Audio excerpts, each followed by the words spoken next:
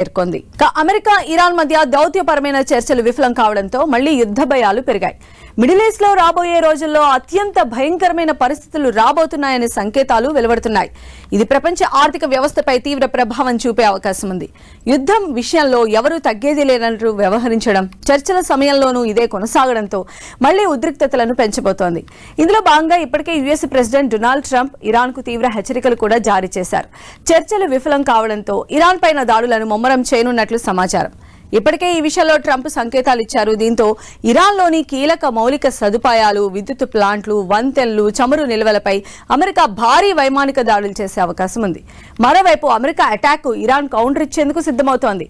Iran తన క్షిపణి, drone వ్యవస్థలతో ఇజ్రాయెల్తో పాటు సౌదీ అరేబియా, యుఏఈ వంటి దేశాల్లోని అమెరికా సైనిక స్థావరాలను లక్ష్యంగా చేసుకునే ప్రమాదం ఉంది. హార్మూజ్ జలసంధిపై కూడా సస్పెన్స్ కొనసాగుతోంది. హార్మూజ్ మూసివేత ప్రపంచ ఆర్థిక వ్యవస్థపై తీవ్ర ప్రభావం చూపుతోంది. ప్రపంచ చమురు సరఫరాలో దాదాపు 20 నుంచి 30% ఈ మార్గం ద్వారానే జరుగుతుంది. ఇరాన్ ఈ మార్గాన్ని మూసివేయడం లేదా నౌకలపై దాడులు చేయడం ద్వారా అంతర్జాతీయ మార్కెట్లో చమురు ధరలు ఆకాశాన్ని తాకే అవకాశం ఉందని ఎక్స్పర్ట్స్ అంచనా వేస్తున్నారు. ఇది ప్రపంచవ్యాప్తంగా ద్రవ్యోల్బణానికి దారితీస్తుందని ఎక్స్పర్ట్స్ ఆందోళన వ్యక్తం చేస్తున్నారు. మరోవైపు చర్చలు విఫలం కావడంతో ఇరాన్ తన అణు కార్యక్రమాలను మరింత వేగవంతం చేసే అవకాశం ఉన్నట్లు తెలుస్తోంది. అంతర్జాతీయ అణుశక్తి సంస్థ తనిఖీలను నిలిపివేసి యురేనియం శుద్ధిని పెంచడం ద్వారా అటు ఆయుధ తయారీ దిశగా ఇరాన్ అడుగులు వేసే అవకాశం ఉంది.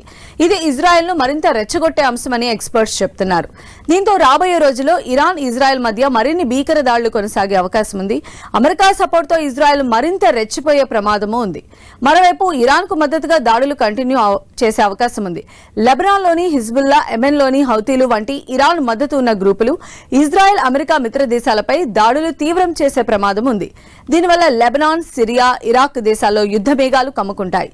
ఇజ్రాయెల్ కు అమెరికా ఫుల్ సపోర్ట్ గా ఉండగా ఉద్రిక్తతలు పెరగనున్న నేపథ్యంలో రష్యా, చైనా కూడా ఇరాన్ కు దౌత్య పరంగానూ లేదా సైనిక పరంగా ఫుల్ సపోర్ట్ అందించే అవకాశం ఉంది. ఇది కోల్డ్ వార్ కు దారితీసే ప్రమాదం ఉంది.